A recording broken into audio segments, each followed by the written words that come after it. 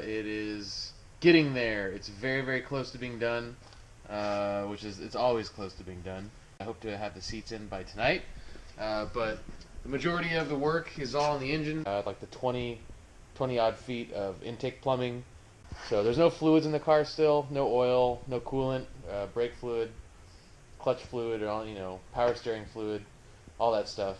But everything's hooked up, cruise control, fuel system, clutch system.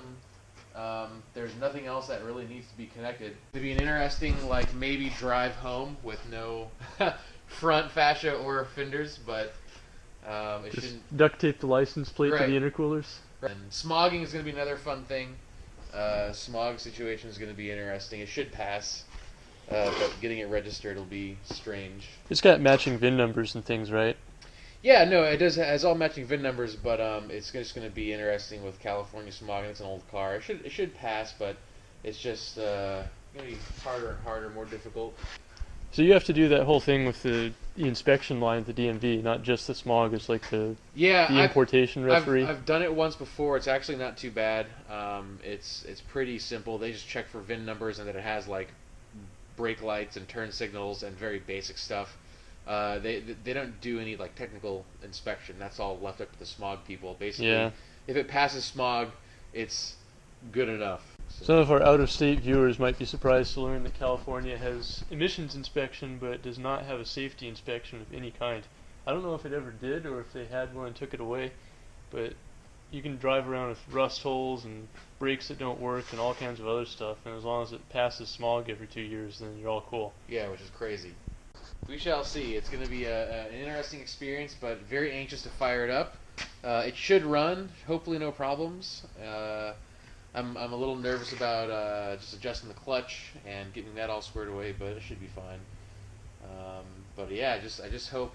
I'm also worried about the airbags. I hope I'm definitely going to be leaning out of the way for when I fire up the car for the first time, because I don't want an airbag to go off for whatever reason. I don't know why it would, but that tends not to happen. More often you get a light that says there's a continuity problem and they're not going to fire when they need to. That's from my experience. Yeah, that makes more sense. That makes more sense. I hope that's the case. Because they fire pretty easily if you just connect 12 volt to them, but unless you got your wires completely crossed, it tends to more often be they have a bad ground or a broken circuit somewhere.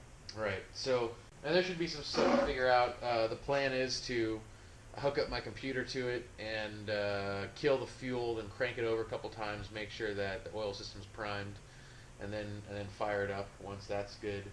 We'll see if the radiator holds fluid and pressure. It should, but I damaged it on reinstall, trying to get it in before I cut off some tabs. That made it a whole lot easier. That's a shop specialty here, is drilling holes and cutting things off of aluminum radiators. There's not much left to go now. It should be starting hopefully tomorrow, so Alright. We'll have another video then. Yeah, for sure. We'll get the reveal on film, because this has been in here for about 6 months. It's a lot coming up to this final moment. I feel like 4 months, because it was August, I thought. August? Right? Yeah, okay. It's December. That's fair. I don't think I'm hitting fuel. Is there even anything in the tank? Yeah, there definitely is. Some of these filler necks have anti-siphon stuff, so they make it difficult to get a hose all the way to the bottom of it. No. I wonder if the guy did drain it, but the gauge said more than a half a tank. Does this have a saddle-style gas tank, so that a lot of the gas might be on the other side? No. It does have all gas tanks do have that little drain plug in them, right? No, there's a lot of the plastic ones don't have any kind of drain plug. Oh, really? Yeah. I mean, it could be dry, but I really don't want to take off the fuel filter. Yeah. Maybe it is. There's no other service ports or anything on it that you can open up, Just the fuel pump. Port. How much of a pain is that? It's not too much of a pain. It's just more work that I want to do. Because this thing's not going any further.